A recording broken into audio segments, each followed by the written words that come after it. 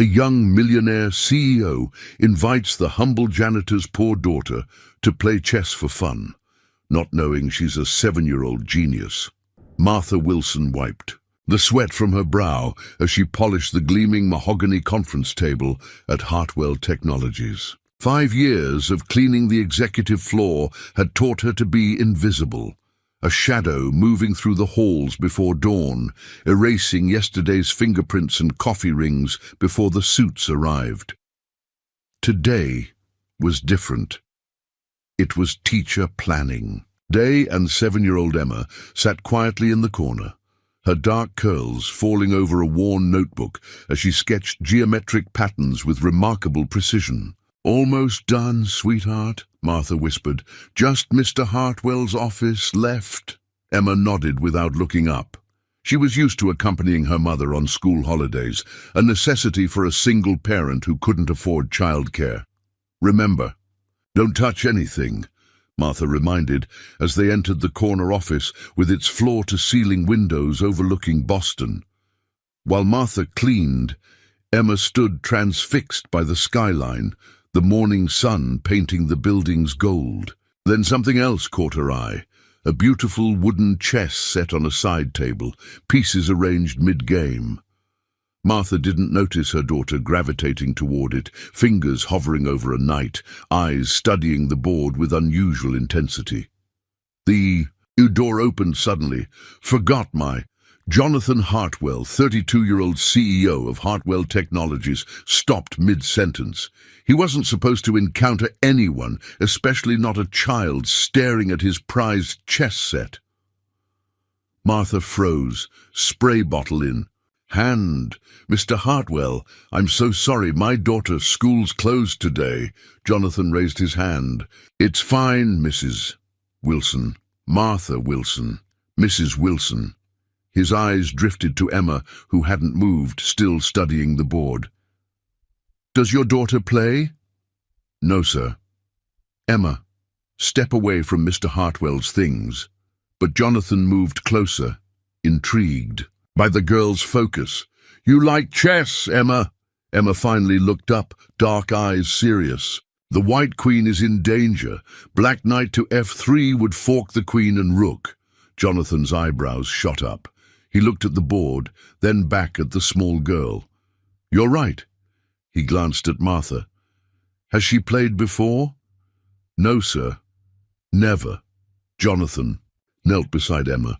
"How did you know that move?" Emma shrugged. "It just looks right. The knight moves in an L shape. If it goes here," she pointed without touching, "it attacks 2 pieces at once." Jonathan Hartwell, who'd been playing chess since childhood, felt a chill run down his spine. Either this was the most remarkable coincidence, or he was standing before something extraordinary. "Would you like to learn how to play?" he asked softly. Emma's eyes widened with a hunger that surprised him. Martha stepped forward. "Sir, we don't want to impose." "It's no imposition," Jonathan said, still watching Emma. "I haven't been this surprised in a very long time." Outside, Boston continued its morning rush, unaware that in a penthouse office, destinies were shifting, like chess pieces on a board. The following Tuesday, Martha brought Emma to the office after school. Jonathan had arranged it all. Permission from HR, a security badge for Emma, and an hour blocked off his calendar. "Are you sure about this, Mr. Hartwell?" Martha asked, hovering anxiously by the door. "Absolutely," Jonathan replied, setting up the chess pieces. "And please, call me John." As Martha reluctantly left, Emma approached the board reverently. John explained the pieces, their movements, the objective. To his astonishment, she absorbed everything instantly, asking precise questions about strategic concepts he hadn't even mentioned. "How do you know about controlling the center?" he asked when she questioned his opening move. "It makes sense," Emma said simply. "The middle lets your pieces go everywhere." By their 3rd weekly session, Emma was playing complete games, making moves that showcased not just understanding, but intuition. John found himself increasingly fascinated both by her natural talent and her serious demeanor that occasionally cracked to reveal a child's delight. One evening, Martha arrived early to find them laughing, John demonstrating how his grandfather had taught him to remember knight movements by prancing his fingers across the board. "Knight to F7, Emma announced triumphantly, executing the move. John's laughter stopped. "That's—" He stared at the board, then at Emma. "That's checkmate." "Is that good?" Emma asked. John met Martha's eyes over Emma's head. "Mrs. Wilson, has Emma ever had any chess instruction before?" "No," Martha replied. "We don't even own a chess set." Later, walking to the subway, Martha asked Emma if she was enjoying the lessons. "Yes," Emma said, skipping beside her. "Mr. Jean says I have natural talent." Martha squeezed her daughter's hand, a familiar worry gnawing at her. Emma had always been different, reading at 3, solving complex puzzles, asking questions that left teachers stammering. Martha had never been able to afford the special programs recommended by Emma's preschool teacher. "He's a busy man," Martha cautioned. "This might not last long." "He said we'd play again next week," Emma replied confidently. "He's teaching me the Queen's Gambit." That night, after tucking Emma in, Martha researched chess on their shared laptop. Words like prodigy and gifted jumped out, along with tournament schedules and chess academies with tuition fees that made her stomach clench. Meanwhile, across town, Jonathan Hartwell sat in his penthouse, replaying his game with Emma, a glass of scotch untouched beside him. In 20 years of chess, he'd never seen anything like it. Her instinctive understanding of positional play, her ability to calculate variations, it was uncanny.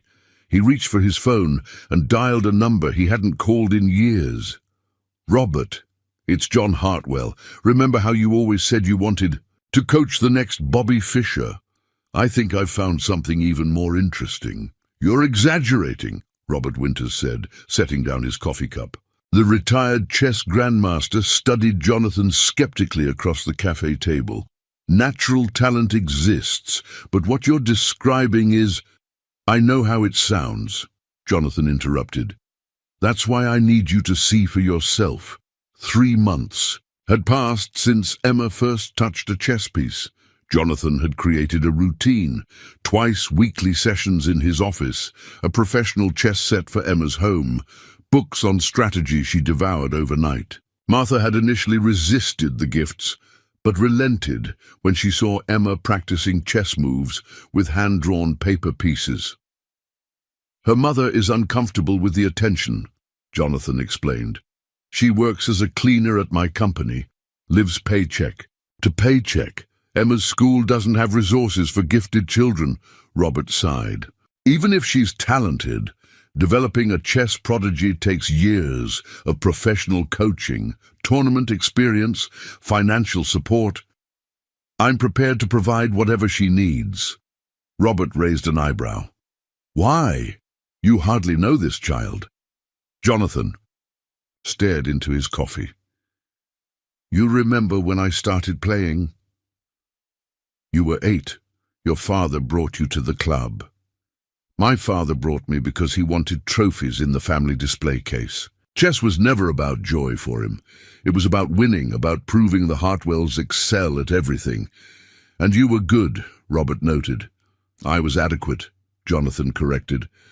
"I worked hard because failing wasn't an option. But Emma—" He looked up. "She plays with pure intuition. She sees patterns I spent years learning to recognize.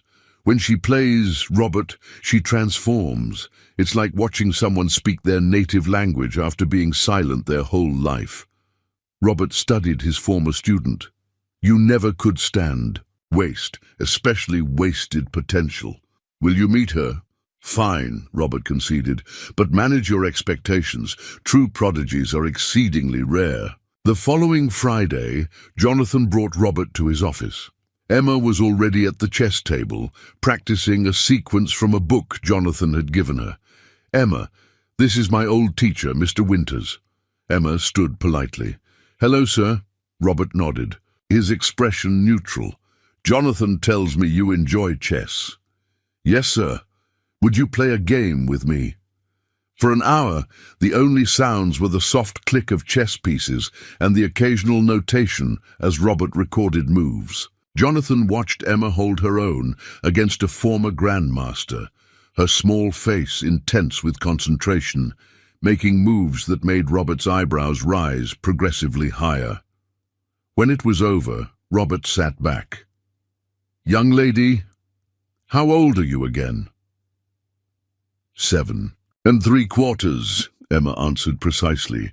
Robert looked at Jonathan, a mixture of shock and excitement in his eyes. "In 40 years of chess, I've seen perhaps 3 children with this level of natural ability." He turned back to Emma. "Would you like to learn more about chess, to play in tournaments someday?" Emma's eyes lit up. "Could I?" Later, in the hallway, Robert gripped Jonathan's arm. "This child doesn't just need lessons. She needs a comprehensive development program, tournament experience, grandmaster coaching." "I'll cover everything," Jonathan said immediately. "It's not just money," Robert warned. "It's going to change her life and her mother's. Are you prepared for that responsibility?" Jonathan watched through the glass as Emma reset the chess pieces, her small fingers placing each one with perfect precision. "Some talents come once in a generation, Robert. I won't let this one slip away because of circumstance." Martha felt as though she'd stepped into someone else's life. Instead of spending Sunday morning doing laundry at the neighborhood laundromat, she sat in an upscale cafe watching Emma play simultaneous chess games against Robert and Jonathan. 3 months of intensive training had transformed her daughter, not just in chess skill, but in confidence. "Checkmate in 3, Emma announced, moving her bishop. Robert analyzed the position and shook his head with a smile. Remarkable tactical vision. Martha still struggled to understand the chess terminology that now filled their small apartment. What she did understand was the growing chasm between Emma's potential and what she could provide as a single mother working 2 jobs. "Mrs. Wilson," Robert said, turning to her while Emma and Jonathan analyzed the other game. "The Bedford Junior Open is next month. It would be Emma's first tournament. Mostly local children, very low pressure." Martha's stomach tightened. "What would it involve?" "It's a 1-day event. Emma would play 4 games against children in her age group." "And the cost?" Martha asked, the ever-present question. Robert and Jonathan exchanged glances. "I'd like to sponsor Emma," Jonathan said carefully. "Entry fee, Chess Federation membership, everything she needs." Martha's pride flared.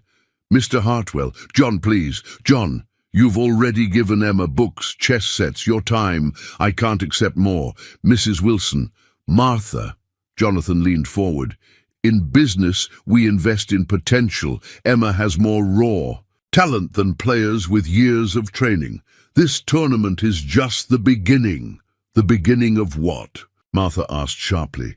"Chess scholarships, professional competitions, a world where my daughter belongs and I don't?"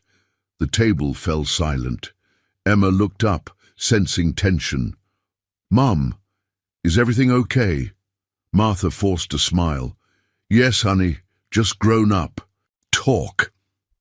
Later, walking home, Emma clutched her chess book while Martha wrestled with conflicting emotions. Her daughter deserved every opportunity, but each step deeper into the chess world seemed to pull Emma further from their reality. "Mr. Roberts says I could win a trophy," Emma said, skipping beside her. "That would be wonderful," Martha replied automatically. "Then could I go to more tournaments? Mr. John says there are bigger ones where you can win money and become a master." Martha stopped walking. "Emma, do you really love chess, or do you just enjoy the attention from Mr. John and Mr. Robert?" Emma considered this with characteristic seriousness. "I love chess," she finally said. "When I play, everything makes sense. It's like like I can see paths nobody else can see. She looked up at her mother. It feels like I've been waiting my whole life to find it. That night, after Emma was asleep, Martha called the number Jonathan had given her. "I'll allow the tournament," she said without preamble, "but we need boundaries. This can't take over her childhood or her education." "Of course," Jonathan agreed, relief evident in his voice. "And Martha, thank you for trusting me." After hanging up, Martha stood at Emma's bedroom door, watching her daughter sleep, a chess book still clutched in her small hand. For the first time, she allowed herself to wonder if the cleaning lady's daughter might truly have an extraordinary future ahead, and whether she had the courage to let her reach for it. The Bedford Community Centre hummed with the quiet intensity of 80 children playing chess. Emma sat across from a bespectacled 10-year-old boy, her first tournament opponent. Martha watched from the parents' area, clutching her coffee cup like a lifeline, while Jonathan and Robert observed from nearby. "King's pawn opening," Robert murmured. "Let's see how she responds." The boy played quickly, confidently. Emma took her time, considering each move carefully. When she finally captured his queen with an unexpected knight maneuver, the boy's coach leaned forward in surprise. "Where did she learn the fried liver attack?" someone whispered. By lunchtime, Emma had won her first 2 matches. Tournament officials were beginning to notice the small girl dismantling older players with textbook precision. "How are you feeling?" Jonathan asked Martha during the break. "Overwhelmed," she admitted. "I never imagined Emma in this environment." "She's thriving," Jonathan observed as Emma chatted animatedly with Robert about her games. "Thanks to you," Martha said quietly. "I've been wondering why you're doing all this." Jonathan watched Emma demonstrating a move to Robert. "My father pushed me into chess as a child. I was good, but I never had the natural talent Emma possesses. When I see her play," he smiled, "it's like watching Michelangelo discover sculpture, or Mozart find a piano. And if she decides she doesn't want this life, if the pressure becomes too much, then we adjust," Jonathan said simply. "This is about Emma's joy, not our expectations." The afternoon matches proved more challenging.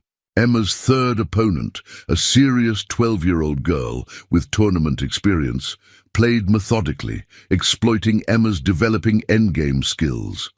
After her first loss, Emma fought tears. "It's part of learning," Robert consoled her.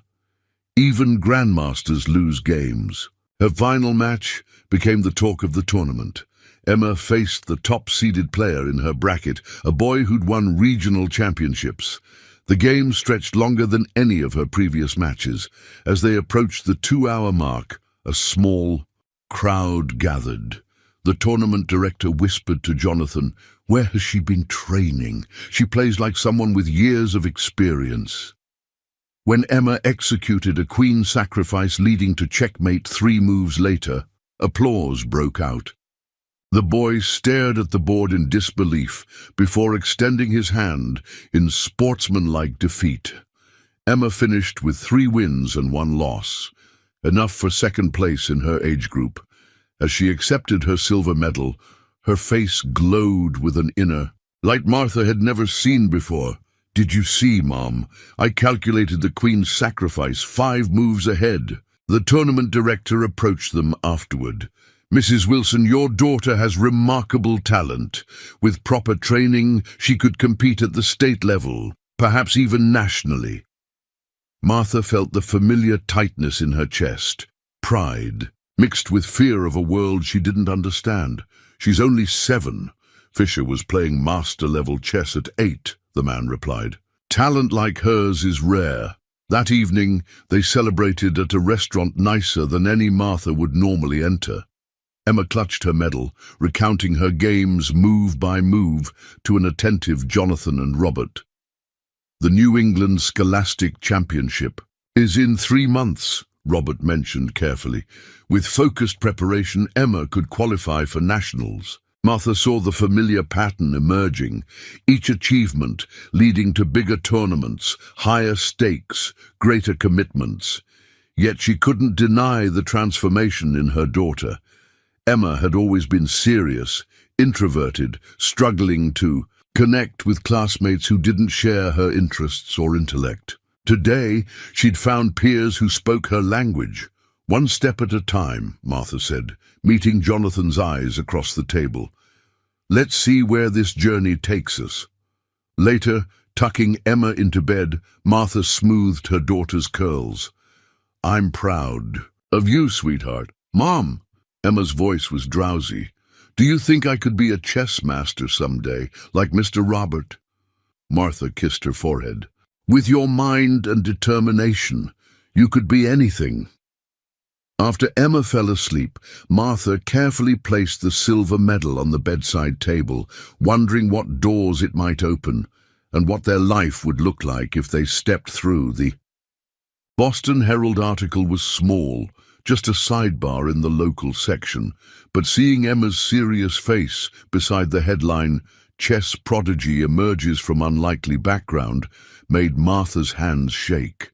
7-year-old Emma Wilson, daughter of a single mother working as a custodian, has stunned the chess community with her natural talent. Under the mentorship of former chess grandmaster Robert Winters and technology entrepreneur Jonathan Hartwell, Wilson recently placed second in her first tournament. The phone calls started immediately. Emma's school principal wanted a meeting. The local chess club offered free membership. A private academy inquired about scholarship opportunities. "It's too much, too fast," Martha told Jonathan during their now regular Sunday coffee while Emma and Robert analyzed tournament games. "The attention was inevitable," Jonathan replied. "Emma's talent makes her newsworthy." "She's a child, not a headline," Martha said sharply. Yesterday, a parent at school asked if Emma was that chess genius from the paper. "What happens when the novelty wears off?" Jonathan studied her. "You're worried about her being disappointed." "I'm worried about her entire identity forming around chess, about her entering a world that might embrace her now, but discard her later." "What does Emma want?" They both looked across the cafe where Emma was demonstrating a complex endgame sequence to Robert, her small face animated with passion. "She wants chess," Martha admitted. "She practices before school. She reads strategy books during lunch. She sets up puzzles before bed." "The New England Championship would be her first major test," Jonathan said carefully. "Robert believes she could make the top 10 in her age group." Martha took a deep breath. "If we do this, if we really commit to this path, I need to know you're in it for the long haul, Jonathan, not just the exciting beginning. Emma's heart is fully invested." "So is mine," Jonathan said quietly. The weeks leading up to the regional championship transformed their lives. Emma began twice-weekly training sessions with Robert. Jonathan arranged her first online matches against young players from around the country. Martha adjusted her work schedule to accommodate Emma's increasingly demanding chess calendar. One evening, after an intensive training session, Robert took Martha aside. "The championship has significant expenses: hotel for 2 nights, entry fees, federation membership renewal. Jonathan wants to cover everything." Martha's pride warred with practicality. The costs would consume her entire monthly savings. "He's not doing this out of charity," Robert added gently. "In chess circles, there's prestige in discovering and developing talent. Jonathan sees himself as an investor in Emma's future." "An investor expects returns," Martha pointed out. "Yes, seeing her succeed is his return. Martha, I've known Jonathan since he was a teenager. I've never seen him this passionate about nurturing talent." Later that week, Martha arrived early to pick up Emma from Jonathan's office and overheard them talking. "What if I don't qualify for nationals?" Emma was asking, vulnerability evident in her voice. Everyone expects me to win now. Chess isn't about meeting others' expectations, Jonathan replied. It's about discovering the beauty in your own mind. Do you know why I play? To win, Emma guessed. To experience moments of perfect clarity. Tournament results matter less than the journey of developing your unique chess voice. Bobby Fischer once said chess is life, but I think chess is more like a mirror. It reflects who we are and how we think. Martha stood silently, struck by the gentleness in Jonathan's tone, so different from his confident business persona. Will you be disappointed if I lose? Emma asked softly. Never, Jonathan answered. The only disappointing outcome would be if you stopped loving the game. That night, Martha made her decision. She called Jonathan after Emma was asleep. We'll accept your sponsorship for the championship, she said, but I need to be clear. This is Emma's journey. If at any point she wants to step back, we do so, regardless of investments made. Agreed, Jonathan said without hesitation. And Martha, thank you for letting me be part of this. As she hung up, Martha wondered if she was making the right choice. Emma's world was expanding beyond anything Martha had imagined for her daughter or herself. The regional championship would take them further from familiar territory into a realm of possibilities neither had dared to dream about. Tomorrow, they would begin preparations for Boston's largest scholastic chess event, and whatever future lay beyond it. The New England Scholastic Chess Championship transformed the Burlington Convention Center into a battlefield of minds. 200 children from 7 states competed across rows of tables. The only sounds, the gentle click of chess pieces and the occasional scratch of pencils recording moves. Emma, now 8 years old, sat perfectly still, facing a 9-year-old boy from Connecticut with 3 regional titles to his name. In the spectator area, Martha clutched her program while Jonathan and Robert analyzed the position on a pocket chess set. She's holding her own, Robert murmured. His rating is nearly double hers. 6 months of intensive training had changed Emma. Her natural talent had been honed with strategy and theory. She'd memorized classic games, studied endgame techniques, and developed her own distinctive style, aggressive yet elegant, with a gift for seeing combinations others missed. After 3 hours, Emma forced a draw against her higher-rated opponent. As they shook hands, tournament officials nodded appreciatively. She's on track for top 10, Robert told Martha during the lunch break. Maybe higher. By the end of day 1, Emma had earned 2 wins and a draw, placing her unexpectedly in the top bracket. The chess community was beginning to whisper about the janitor's daughter with extraordinary potential. That evening in the hotel room, Martha helped Emma prepare for her remaining matches. They'd never stayed in a hotel before Jonathan's. Sponsorship, the luxury of room service and clean towels, still felt surreal to Martha. "Mum, what if I actually win tomorrow?" Emma asked, rearranging pieces on her travel chess set. "Then we'll celebrate," Martha replied, brushing Emma's hair. "But remember what Mr. Jonathan says. It's about the journey, not just winning," Emma recited. She hesitated. "Mom, Alyssa invited me to her birthday party next weekend." Martha paused. Emma rarely received invitations from classmates. "That's wonderful. But it's the same day as my session with Mr. Robert." Martha saw the conflict in her daughter's eyes, the pull between her extraordinary gift and the ordinary childhood experiences she also craved. "We'll reschedule with Mr. Robert," Martha decided. "Chess isn't going anywhere." The next morning, Emma faced her toughest opponent yet, the tournament's second seed, a serious 12-year-old with national ranking. Jonathan and Robert watched tensely as Emma's position deteriorated in the middle game. "She's in trouble," Robert whispered, but then Emma did something unexpected. Instead of retreating, She sacrificed a bishop, creating counterplay that transformed the game. Her opponent, caught off guard, made a critical error. After a sequence of brilliant moves, Emma forced checkmate, stunning the observers. Incredible. "Calculation," said the tournament director. "When did she start playing?" "6 months ago," Jonathan replied, pride evident in his voice. The director stared. "That's impossible. Emma's final match would determine her championship placement. Her opponent, a serious girl 2 years older, played methodically, carefully.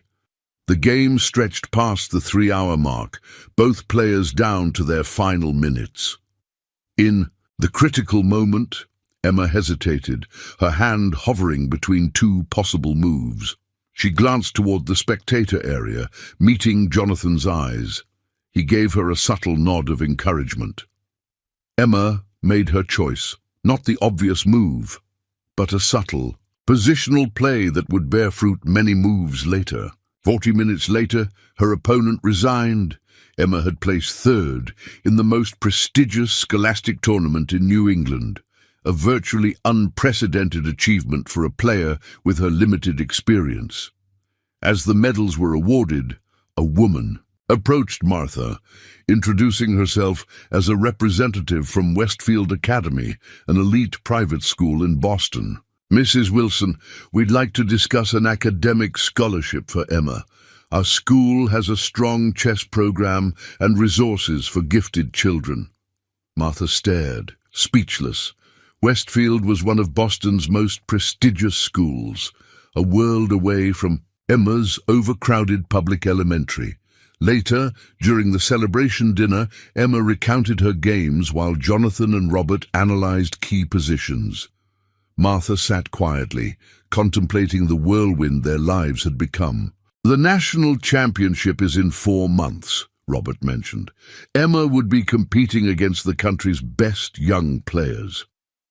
And Westfield Academy is interested in offering Emma a scholarship," Martha added. Jonathan set down his fork. "That's extraordinary. Their chess program is excellent. It's also across town from our apartment," Martha pointed out, "and filled with children from wealthy families." "Children who could become Emma's peers," Jonathan suggested gently. Martha met his eyes. "Will they, or will she always be the scholarship student, the curiosity, the janitor's daughter?" Jonathan leaned forward. "Martha, Emma has a gift that transcends background. Chess is the great equalizer.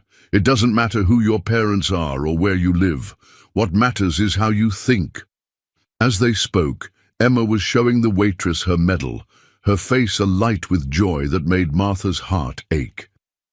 This new world was opening doors Martha had never imagined possible, but each step forward took them further from the life they'd known. That night, Emma slept with her bronze medal on the nightstand. Martha sat by the window, watching Boston's lights and contemplating the invitation from Westfield Academy. A new school, a dedicated chess program, resources Martha could never provide. Her phone buzzed with a text from Jonathan. "Whatever you decide about Westfield, I'm committed to supporting Emma's chess development." "This is just the beginning." Martha gazed at her sleeping daughter. 6 months ago, Emma had been an unusually bright child, with few friends and limited prospects. Now she stood at the threshold of opportunities that could change her life forever. The question was whether Martha had the courage to let her step through. Westfield Academy's brick buildings and manicured grounds looked like something from a movie, not a place where Martha Wilson's daughter would attend school. Yet here they were, following headmistress Catherine Blackwell through hallways lined with alumni photographs and trophy cases. "Our chess program has produced 3 national masters," headmistress Blackwell explained. "Coach Levinson was a championship player himself." Emma walked beside them in her new uniform, navy blazer, plaid skirt, knee socks, looking simultaneously older and more vulnerable than her 8 years. The scholarship covers tuition, books, and extracurricular activities. The headmistress continued. We're delighted to welcome Emma to our community. Martha nodded, fighting the sensation of being an imposter in this world of privilege. She'd taken the morning off from cleaning offices to attend Emma's first day, using precious vacation time she normally saved for emergencies. In the chess room, they met Coach Levinson, a stern man with wire-rimmed glasses who asked Emma to solve several chess problems on the spot. His eyebrows rose progressively higher with each correct solution. Remarkable tactical vision, he commented. Robert Winters has taught you well. As they prepared to leave Emma in her new classroom, Martha knelt to straighten her daughter's collar. Remember, you belong here as much as anyone, she whispered. Your mind earned you this place. Emma nodded solemnly. Will you be here at dismissal? I have to work, Martha admitted, but Mr. Jonathan arranged for Ms. Peterson to bring you to his office afterward for your lesson with Mr. Robert. Something flickered in Emma's eyes. Uncertainty. Perhaps, at navigating this complex new arrangement of adults and schedules built around her talent. I'm just a phone call away, Martha reassured her. Always. The following weeks tested them both. Emma struggled to balance rigorous academics with intensive chess training and the social dynamics of her new school. Martha worked double shifts to afford their apartment near Westfield, coming home exhausted to help Emma with advanced homework. One evening, after Emma had gone to bed, Martha called Jonathan. She's overwhelmed, Martha admitted. Chess practice 3 days a week, tournament preparation with Robert, advanced classes. She's only 8. Should we scale back the chess? Jonathan asked immediately. Martha sighed. That's the one thing. She doesn't want to reduce. She loves it more than ever. She hesitated, but I'm worried about her childhood slipping away. What can I do to help? Martha closed her eyes. Accepting Jonathan's financial support for chess was one thing. Admitting she needed more substantial help was another. The apartment near Westfield is draining my savings, she finally said. I'm working 60 hours a week, which means Emma spends too much time alone or with sitters. I've been thinking about that, Jonathan said carefully. Hartwell Technologies owns a corporate apartment 2 blocks from Westfield. It's vacant now that we've scaled back international recruiting. You and Emma could use it, rent-free. Martha's pride flared. Jonathan! It's sitting empty, Martha. From a business perspective, it's practical. Emma can focus on chess without exhausting commutes, and you won't need to work impossible hours just to stay near her school. After a long silence, Martha asked, Why are you doing all this? Really? Because extraordinary talent deserves extraordinary support, Jonathan replied. And because, he hesitated, because in some ways, Emma reminds me of myself at that age, except she has joy in chess that I never experienced. My father saw chess as another arena for achievement, another box to check. Emma plays because she loves the game itself. 2 days later, Martha and Emma moved into a sunlit 2-bedroom apartment with modern furniture and a dedicated study space where Emma could set up her chessboard permanently. The corporate housing agreement Martha signed made no mention of rent, only compensation related to Emma Wilson's chess development program. On their first night there, Martha found Emma sitting by the window staring at the city lights. Do you like our new home? Martha asked. Emma nodded. It's nice. She paused. Mom, Sophia from school invited me for a sleepover on Friday. That sounds fun, Martha said, trying to sound casual while her heart leapt at this normal childhood milestone. But I have tournament prep with Mr. Robert on Saturday morning. Martha sat beside her daughter. What would you prefer to do? Emma considered this with characteristic seriousness. Both, she finally said. I want to have friends and play chess. Martha smoothed Emma's hair. Then that's what we'll arrange. You deserve both. Later that week, Martha met Jonathan for their now regular coffee discussion of Emma's progress. She's settled into the apartment, Martha reported, and she's been invited to her first sleepover. That's wonderful, Jonathan said. The Westfield girls accepting her. She's still between worlds, Martha admitted. Not quite fitting with the Westfield children, no longer connected to her old neighborhood friends. Finding her place will take time, Jonathan said, but the national championship could change everything. If she performs well, she'll be recognized as a peer by the chess community regardless of background. Martha studied him over her coffee cup. You genuinely believe she can compete nationally, don't you? I believe she can change the face of American chess, Jonathan replied without hesitation. But more importantly, I believe chess can give her options in life that transcend circumstance. As they spoke across town, Emma sat in Coach Levinson's advanced class, analyzing Grandmaster games with children 2 and 3 years her senior. When she pointed out a subtle tactical opportunity others had missed, Coach Levinson nodded approvingly. Well, spotted Wilson, perhaps you'd demonstrate that variation on the board. As Emma walked confidently to the demonstration board, she no longer felt like an outsider. Here, in the language of chess, she was fluent and respected. Here, she belonged. The National Scholastic Chess Championship in Chicago was unlike anything Emma had experienced. The massive convention center housed over 1,000 young players from across the country, many accompanied by professional coaches and parents who had invested years in their children's chess careers. I didn't realize it would be this big, Martha whispered as they checked in. She felt conspicuously out of place among parents discussing private tutors and international tournaments. Emma Wilson? The registration volunteer checked her list. Oh, you're the Boston prodigy Robert Winters. Is coaching. There's been buzz about you.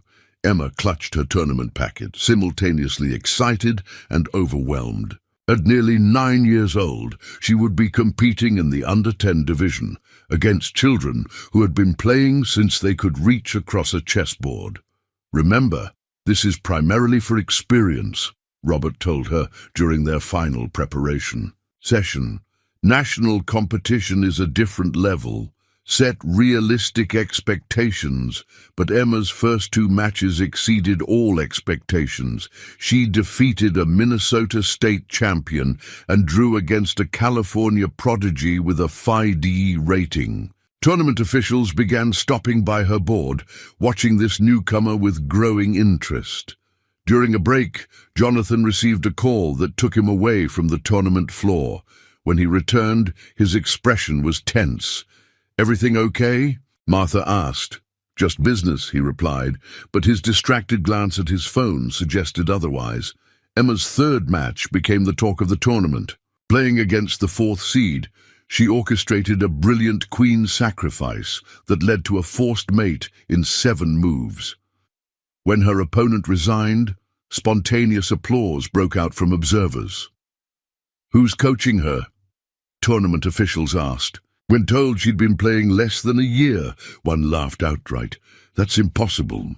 By the end of day 1, Emma had 2.5 points out of 3, an extraordinary performance that placed her among the top 10 players going into the 2nd day. That evening in the hotel room, while Emma slept, Martha found Jonathan on the balcony, looking troubled as he stared at his phone. What's really going on? She asked. Jonathan sighed. My board is questioning my involvement with Emma's chess development. They think I'm too personally invested, spending too much company time on what they see as a personal project. Oh, Martha said softly. I didn't realize. It's nothing for you to worry about, Jonathan assured her. I founded the company. They can't dictate how I mentor promising talent, but they can make things difficult, Martha observed. Jonathan smiled wryly. They're already doing that. But tomorrow is about Emma, not corporate politics. The tournament's second day brought steeper challenges. Emma faced the division's top seed, a 9-year-old from New York with international experience. The match stretched over 3 hours, drawing a crowd of spectators. In the critical position, Emma hesitated, seeing 2 possible continuations. The obvious move would secure a draw. The riskier line might win or lose, depending on her opponent's response. She glanced toward the spectator area where Jonathan and Robert watched intently. Then, making her decision, she chose the bold variation. 12 moves later, her opponent resigned. Emma had defeated the tournament favorite. The chess world took notice. Coaches approached Robert asking about his prodigy. A representative from the Chess Federation spoke with Martha about development programs for exceptional talents. A chess publisher asked about featuring Emma's games in an upcoming book on young American players. "This is just the beginning," Robert told Martha as they watched Emma analyze her game with Jonathan. With proper support, she could be competing internationally within 2 years. Martha observed her daughter, animated, confident, in her element, among chess enthusiasts who spoke her language and valued her mind. This world had embraced Emma in ways Martha had never anticipated. Their final night in Chicago, after Emma had gone to sleep surrounded by chess books and tournament brackets, Martha found Jonathan in the hotel lounge. "Your board members are..." "Right," she said without preamble. "You've invested too much in Emma's chess career. Time, money, reputation. It's disproportionate." Jonathan looked surprised. "I don't see it that way." "Why Emma? There must be dozens of promising chess players. In Boston, why did you choose my daughter to champion?" Jonathan was quiet for a long moment. "Do you remember the day I first found Emma looking at my chess set?" Martha nodded. "I'd just come from a board meeting where we discussed next quarter's projections and acquisition targets, everything measured in dollars and market share." He rotated his glass slowly. "Then I walked into my office and saw this little girl who'd never played chess instantly recognizing a tactical pattern that takes most players years to develop." He looked up at Martha. "In that moment, I glimpsed something rare. Pure, undiluted potential. Not shaped by expectations or advantages, just raw talent waiting to be discovered." He smiled. "My father would have seen a future trophy. I saw a mind that deserved the chance to explore its capabilities without limitation." Martha studied him. "And your board doesn't understand that?" "They understand ROI and quarterly results. They don't understand investing in human potential without guaranteed returns." He shrugged. "It's my company. I'll handle the board." The next morning, Emma competed in her final match, securing 5th place. Overall, an extraordinary achievement for her first national tournament. As medals were awarded, Martha watched her daughter stand proudly among established chess prodigies, belonging completely in this meritocracy of the mind. Later, as they packed to return to Boston, Emma carefully placed her tournament score sheets in a folder. "Mom," she asked, "Mr. Jonathan seemed worried yesterday. Is something wrong?" Martha hesitated. "He's having some disagreements at work. Nothing for you to worry about." Emma frowned. "Because of me? Because he comes to my tournaments instead of work meetings?" Sometimes Martha forgot how perceptive her daughter was, on and off the chessboard. "Mr. Jonathan makes his own choices," Martha said carefully. "He believes in your talent." Emma was quiet for a moment. "He's kind of like a dad, isn't he? Not my real dad, but someone who cares what happens to me." Martha felt her throat tighten. "Yes, I suppose he is." As they boarded the plane back to Boston, Martha wondered what the future held. Emma's world had expanded beyond anything they could have imagined a year ago. But as her daughter's star rose in the chess world, Martha sensed complications ahead that had nothing to do with tournament brackets or chess ratings. The meeting in Jonathan's office had the strained formality of situations where too much remains unsaid. Martha sat rigidly in a visitor's chair, while Jonathan paced beside the floor-to-ceiling windows. Robert occupied the sofa, his expression grave. "The International Youth Chess Championship in London," Jonathan explained. "Emma's national performance qualified her, but the board is restricting your involvement," Martha finished. Over the past year, she'd learned to read between the lines of corporate politics. It had been 14 months since Emma first touched a chess piece. At 9 years old, she now held a national ranking, competed regularly in adult tournaments, and had been featured in Chess Life magazine as America's most promising new talent. Her progress had been meteoric and expensive. "They've frozen discretionary sponsorship funds," Jonathan admitted. "They can't prevent my personal involvement, but corporate resources are another matter." "What does this mean for Emma?" Martha asked directly. Robert leaned forward. "The London Championship is crucial for Emma's development. It's where she'd compete against young players from Russia, China, India, countries that identify and cultivate chess talent systematically. "And it costs," Martha prompted. "Approximately $20,000, Jonathan replied. "Airfare, accommodations, coaching, entry fees." Martha exhaled slowly. "That's impossible." "Not necessarily," Jonathan said carefully.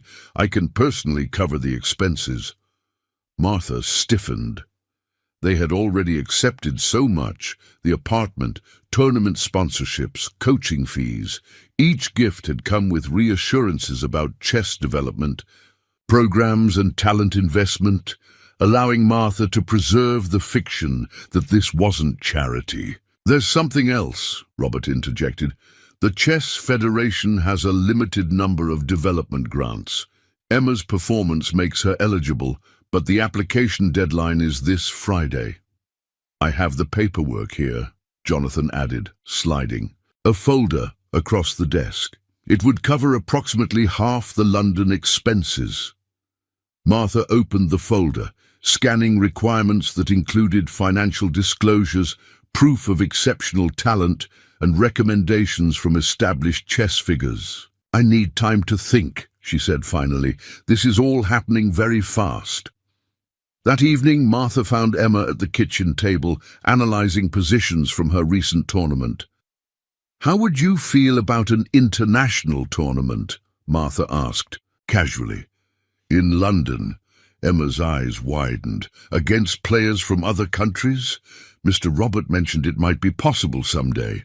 "Someday might be sooner than we thought." Emma set down her pencil. "Would you come too, and Mr. Jonathan and Mr. Robert?" "I would definitely come," Martha assured her. "As for Mr. Jonathan," she hesitated. "His company is questioning how much time he spends on chess activities." Emma's face fell. "Because of me?" "Not because of you," Martha corrected firmly. "Because adults sometimes have complicated priorities." Later that night, Martha called Jonathan.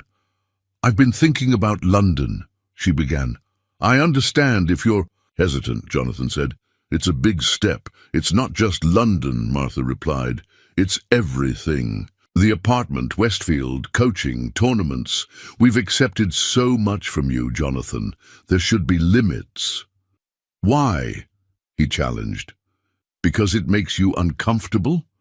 Because it doesn't fit some predetermined notion of what's appropriate?" "Because Emma is forming attachments," Martha said bluntly, "to you, to this lifestyle, to possibilities that could disappear if your board decides your pet project isn't worth your attention anymore." The silence that followed was heavy.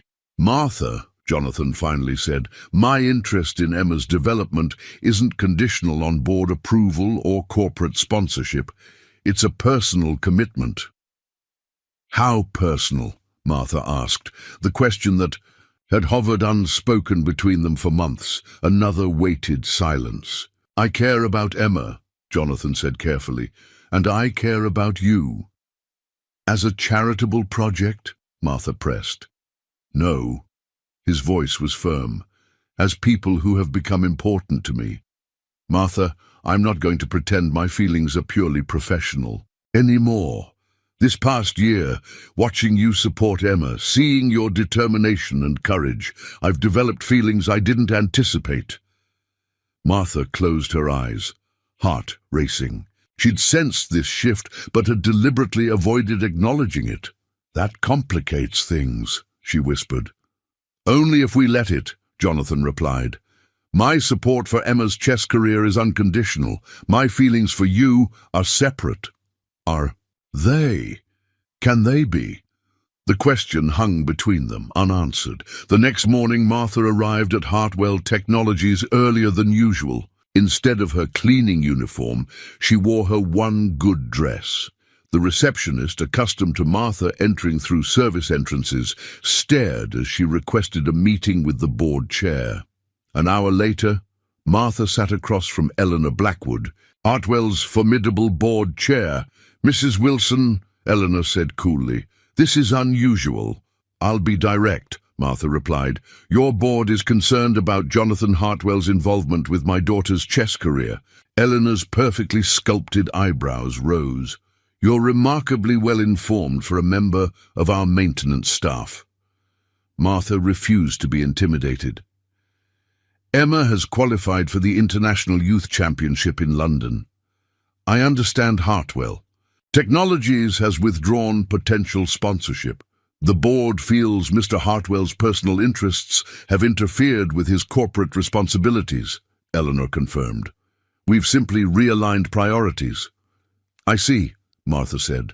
Then perhaps you should know that I'm withdrawing Emma from Jonathan's mentorship program, effective immediately. Eleanor's expression shifted to genuine surprise. May I ask why? To protect both Emma and Jonathan, Martha answered. My daughter's chess development shouldn't come at the cost of Jonathan's professional standing, and Jonathan deserves board members who recognize his legitimate interest in developing exceptional talent.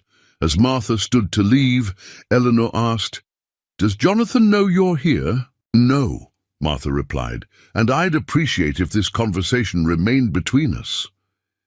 That evening, Martha waited until Emma was asleep before calling Jonathan. I need to speak with you, she said. About London, about everything. I've been thinking about our conversation, Jonathan began. Martha, Emma won't be competing in London, Martha interrupted, and we'll be moving out of the corporate apartment next month. The silence that followed was deafening. Why? Jonathan finally asked, his voice tight with shock. Because this has gone too far, Martha replied. The lines have blurred, Jonathan, between mentorship and charity, between professional interest and personal feelings. So you're punishing Emma because I admitted I care about you. I'm protecting Emma from building her future on a foundation that might shift. I'm protecting you from board members who question your judgment, and yes, I'm protecting myself from feelings I can't afford to explore. Martha, I've applied for the Chess Federation. Grant, she continued. If Emma receives it, we'll find other coaching arrangements. Robert has colleagues who might help. This is unnecessary, Jonathan said, his voice strained. Whatever you're feeling, whatever concerns you have, we can address them without upending Emma's progress. I need to do this, Martha insisted, for all of us. After hanging up, Martha sat alone in the darkness of the apartment Jonathan had provided, surrounded by the chess books he had purchased, facing a future suddenly bereft of his steady presence in their lives. She wondered if she'd made the right decision, and whether Emma would ever forgive her if she hadn't. The small apartment in Brighton was a stark contrast to the corporate housing they'd left behind. One bedroom, thin walls, a kitchenette barely large enough for their small table. But it was theirs, paid for with Martha's earnings, no strings attached. 2 months had passed since Martha's decision. Emma continued at Westfield Academy on scholarship and trained twice weekly with Coach Levinson. But the intensive sessions with Robert had ended. The Chess Federation grant had come through, covering basic tournament expenses but not the London Championship, which had passed without Emma's participation. "Knight to e4, Emma murmured, moving pieces on her travel chess set. She'd grown quieter. Since the change, spending hours analysing games alone. "Ready for school?" Martha asked, setting out breakfast. Emma nodded without looking up. "You have the regional qualifier this weekend," Martha reminded her. "Coach Levinson says you're well prepared." Emma finally met her mother's eyes.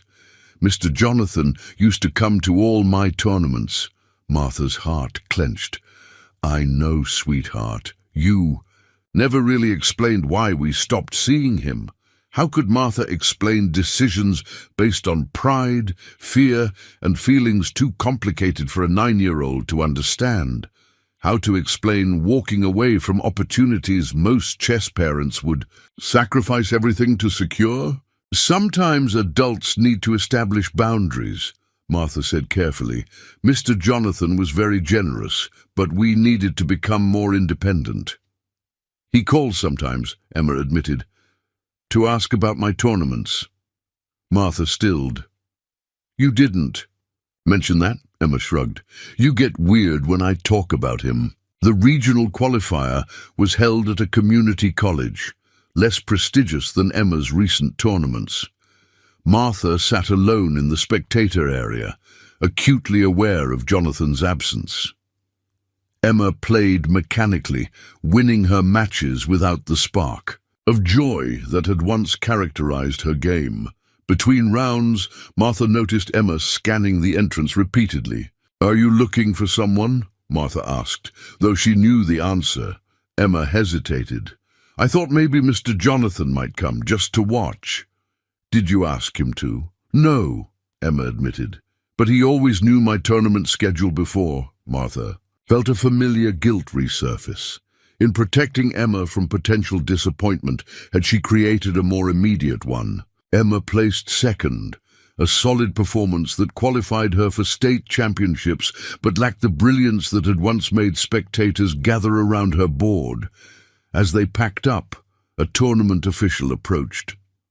"Emma Wilson, there's someone asking for you at the registration desk." Martha tensed, expecting Jonathan. Instead they found Eleanor Blackwood, Hartwell's board chair, elegantly dressed and distinctly out of place among chess parents in casual attire. "Mrs. Wilson, Miss Wilson," Eleanor greeted them. "Congratulations on your performance today, Emma." "Thank you," Emma replied cautiously, glancing at her mother. "I wonder if I might have a word with you both," Eleanor continued, her crisp tone making it less a request than a statement. In the empty cafeteria, Eleanor came directly to the point.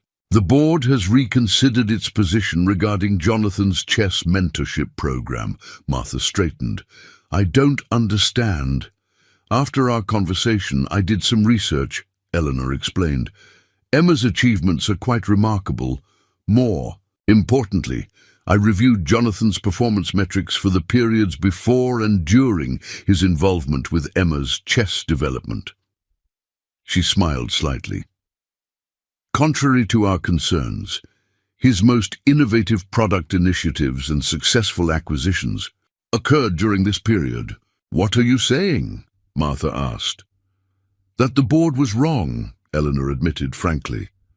"Jonathan's distraction seems to stimulate rather than hinder his business acumen.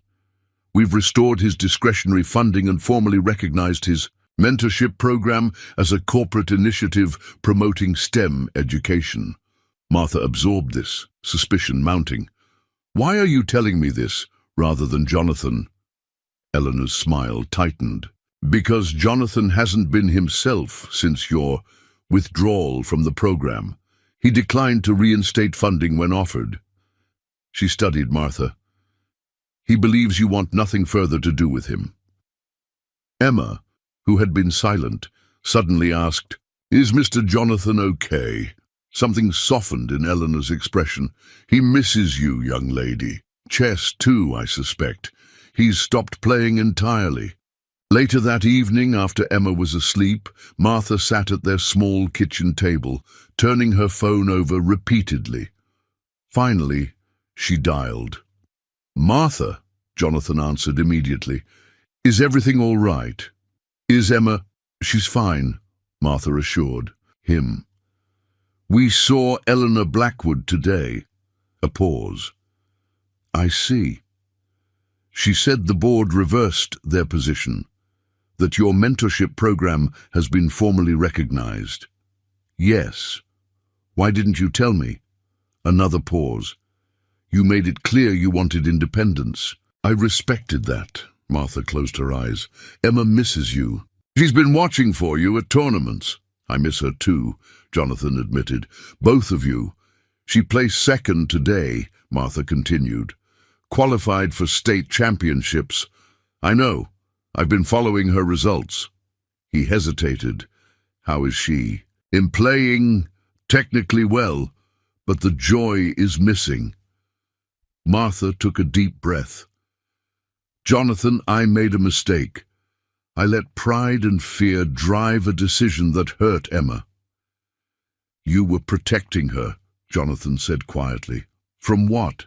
A man who believes in her talent? Who's willing to fight his own board to support her development?"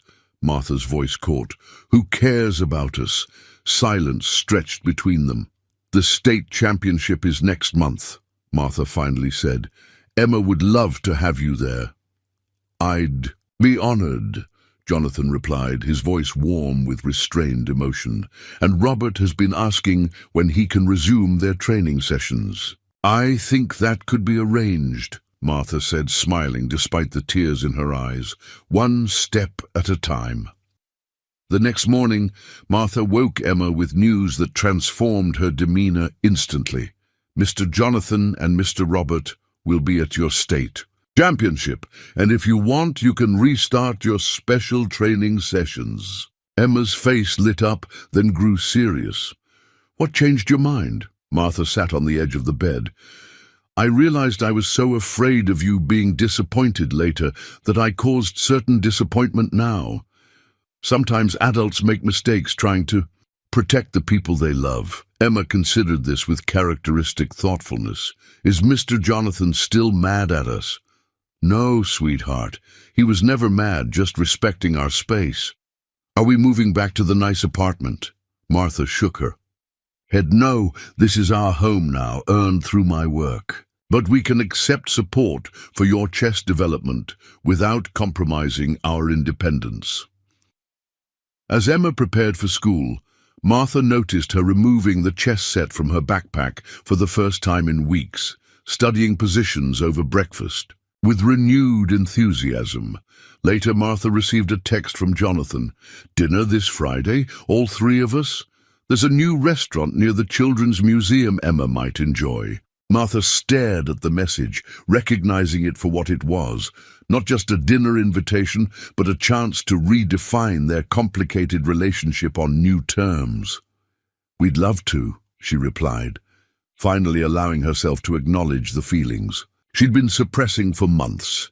That evening, Emma played an online chess match, her focus and creativity restored. Martha watched her daughter's transformation with a mixture of relief and anticipation. They had weathered their first major crisis together and emerged with greater clarity about what truly mattered.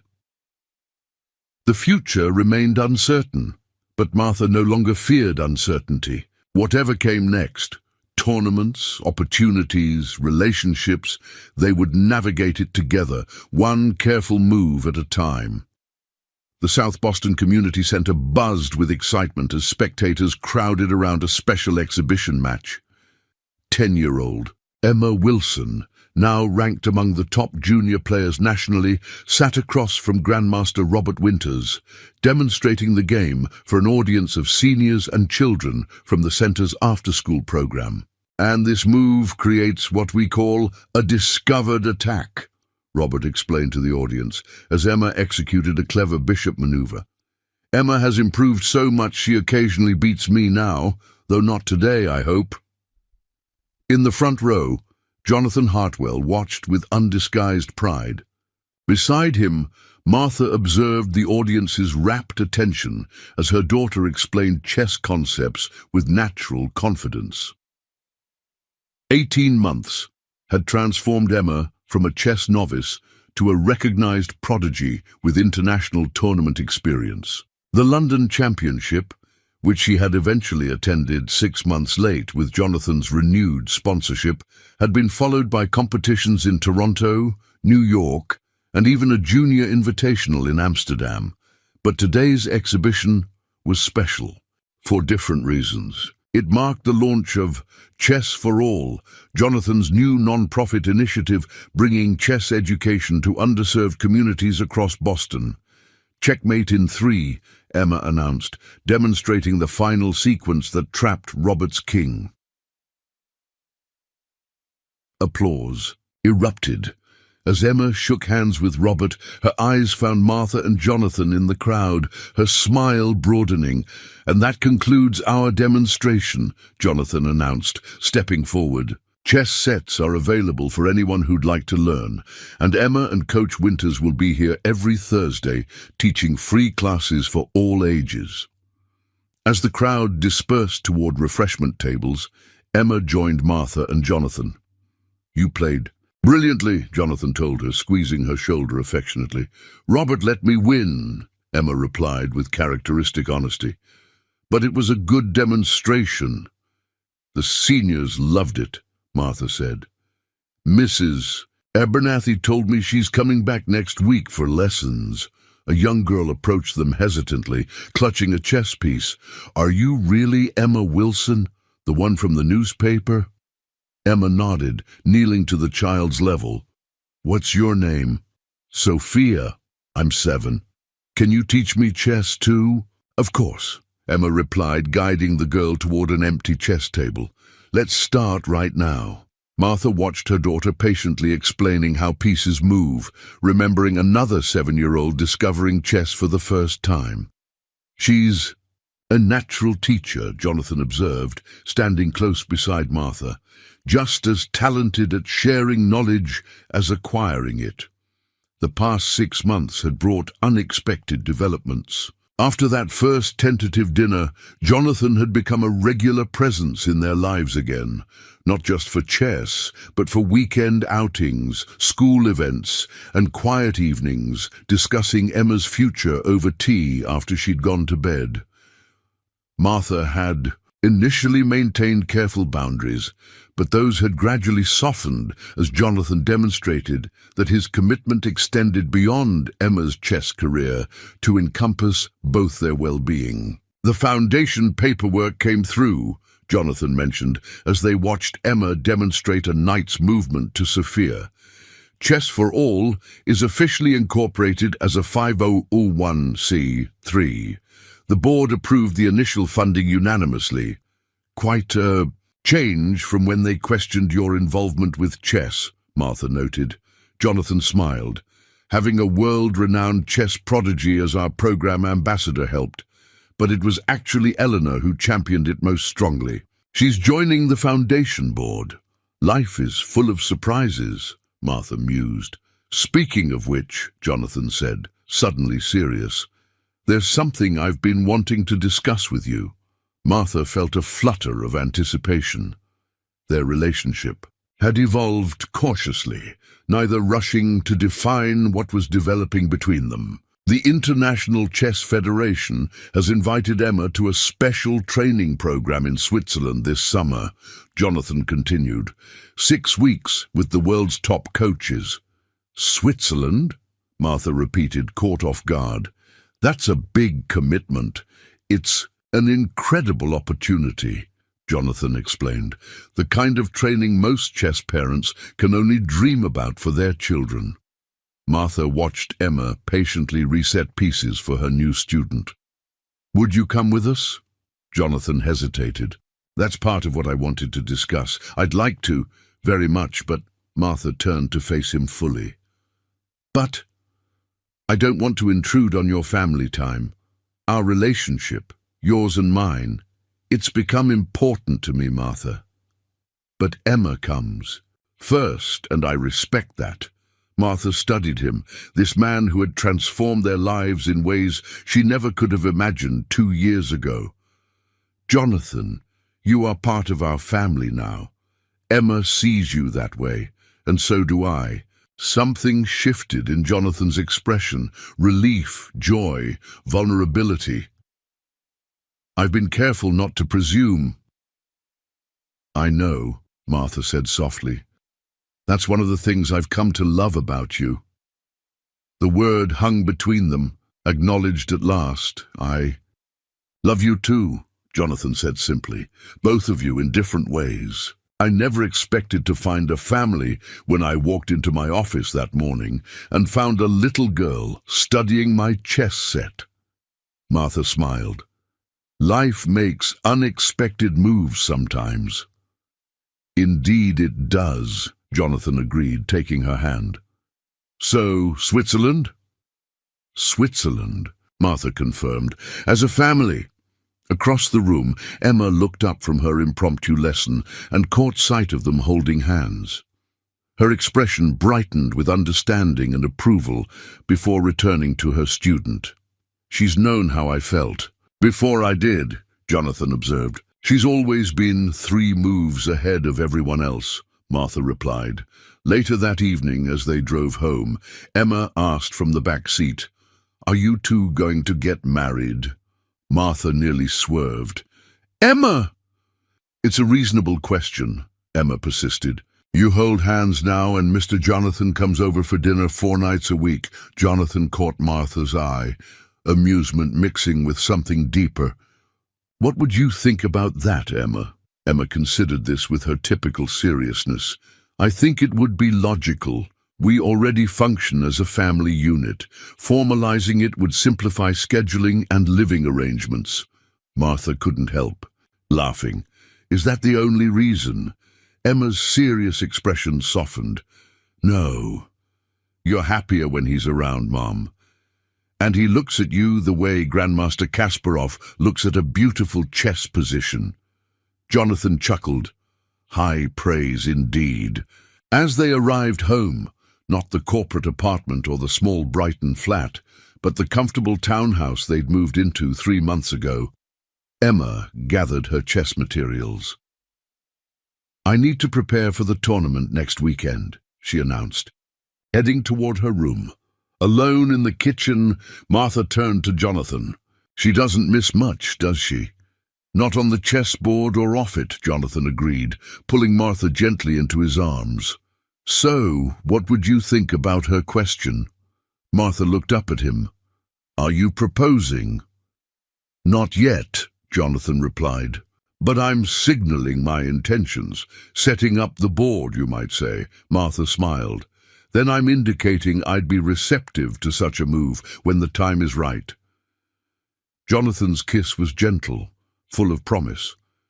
"I never imagined when I forgot those contracts that morning that I'd find you both, that a chance encounter would change everything." "It wasn't chance," Martha said softly. "Emma would call it a brilliant opening move in a game neither of us knew we were playing." From upstairs came the soft sound of chess pieces being arranged, a young girl preparing for her next challenge, secure in the knowledge that whatever the future held, she would face it with 2 people who believed in her completely, and in each other. In chess, as in life, the most powerful moves often begin with the quietest openings, and the most unexpected players sometimes make the most extraordinary champions.